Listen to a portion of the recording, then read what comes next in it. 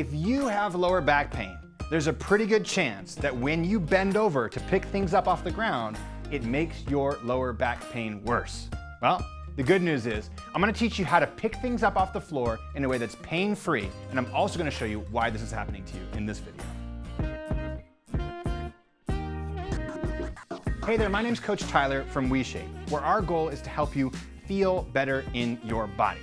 And the number one ache and pain that people have is in their lower back.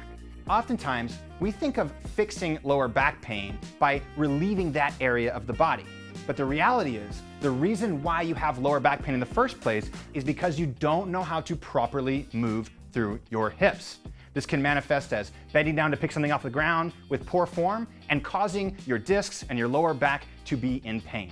Now, let me explain this in a little bit more detail. What we want is your pelvis and your spine to be in one piece as you hinge through the hips to pick stuff up off the ground. But what most people do is the opposite. They bend through the lower back, their spine now is bent, their pelvis is still in the same position, and as you come down like this, you're putting a ton of pressure on the discs and the nerves in your lower back and in your spine, which causes lower back pain. So, what we're gonna do in this video is cover one movement that you can practice every single day. And when you practice this movement, not only are you gonna gain strength and flexibility through your core, through your hips, through your hamstrings, but it's gonna teach you how to move properly through your hips so you can eliminate your lower back pain and move more freely in your daily life. All right, now that you know why you have lower back pain and the thing that you gotta stop doing in order to prevent it, let's jump on over to this movement that's gonna teach you how to pick things up off the ground with good form and heal that lower back. Okay, the movement that you're gonna practice every day that's gonna teach you how to pick things up off the ground with good form is called the frog hip hinge. And I'm gonna start by showing you a simple variation and show you how to slowly progress towards being able to pick things up off the ground with good form so you can heal that lower back pain, strengthen your core, and create more flexibility in your hips and your hamstrings at the same time. Okay? To start, let's look at the foot position. Oftentimes when people go to pick stuff off the ground, they have a narrow stance. When we have a narrow stance, it requires more flexibility to be able to reach the ground with a flat back. So, if you have tight hips or tight hamstrings, start by not taking a narrow stance, but instead taking a wide stance and placing the object in between your feet. From there, turn your toes out slightly and make sure your knees are pointing the same direction as your toes. What we want to avoid is the knees being pushed in like this, going the opposite direction of your toes, because that's gonna put torque on the knees and cause knee pain as you do this movement. Now, before we even move, it's important to understand how to properly activate your core as you do this movement. So what we're gonna do is this. We're going to cough and try to hold the tension in your core that you generate at the end of the cough while you do this movement. Now you can take shallow breaths and you don't have to hold your breath while you do this. So cough, take the shallow breaths, but hold that tension in the core the same way you would as if you had finished that cough. That is gonna help you keep your pelvis and your spine in one piece by creating core tension and intra-abdominal pressure. So, feet in a good stance, knees pointing the same direction, create that intra-abdominal pressure. Now from there, put the weight 90% in your heels, not on your toes, in your heels, and push your butt backwards. The way I like to think about this is imagine if somebody was behind you and you're trying to kind of knock into them with your butt like this, okay? So we're gonna push the butt backwards with soft knees, and we're gonna come down until we feel that we're gonna start to round through the lower back. What you'll notice is, depending on your flexibility, at some point as you're coming towards the ground, you're gonna notice your body doing this. So you won't be able to descend anymore through the hips, you'll start to do it through the lower back.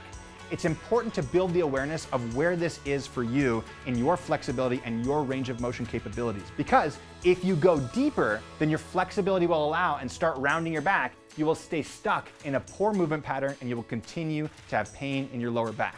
So you can do this next to a mirror and you can watch and see when you go down to the point where you start to feel your tailbone is tucking under or you're starting to round your back. Pause there, press into the heels, and think about extending the hips instead of extending the knees. What I mean by that is this. Extending the knee means this, pushing your feet into the ground this way. Extending the hips means this, pushing your heel behind you using the hips and the glute muscles. So again, weight in the heels, push the butt back, hinge the hips, come down as far as you can, press through the heels, squeeze the glute muscles, and stand up nice and tall. Now, if you're having trouble feeling your glute muscles as you're practicing the frog hip hinge, try this. As you come down, keep the weight on the heels. Now right here, imagine you're trying to turn your toes outwards. So you're spiraling your feet outwards. They're not actually gonna move. You're just gonna be pressing your feet, so imagine they're turning outward. When you do this, as you extend your hips, you'll feel the muscles in your glutes and your hips fire, especially as you reach full extension of the hips. That's gonna help you bring awareness that the glutes are the primary muscle that are helping you extend your hips and go from a bent position to an upright position. And when we have strong glutes, that means we have a strong lower back, okay?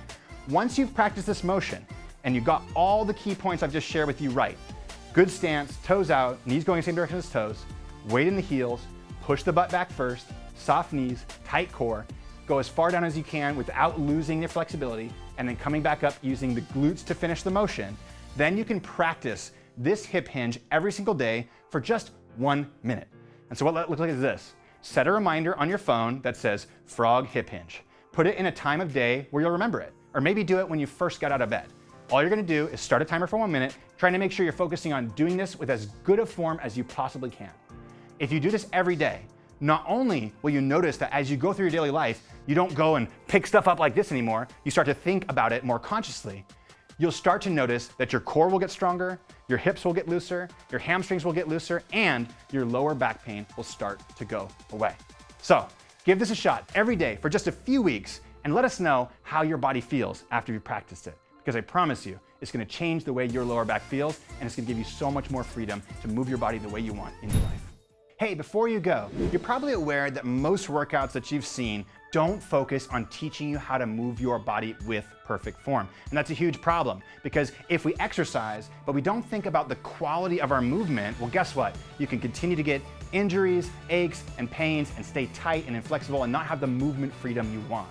Well, the good news is, at WeShape, our workouts teach you how to move your body the way it was meant to, making sure that all of your joints are in good alignment. And what happens is people's aches, pains, and injuries are reversed, and they feel so much better in their body when they focus on getting strength, flexibility, balance, and coordination, so you can have the movement freedom that you want to do anything in your daily life. So, if you've been looking for a workout system that can help you genuinely feel better in your body and allow you to do the things you want to, then click the link below and head on over to WeShape. Take our free quiz and you can try out one of our workouts, all right? I'll see you there.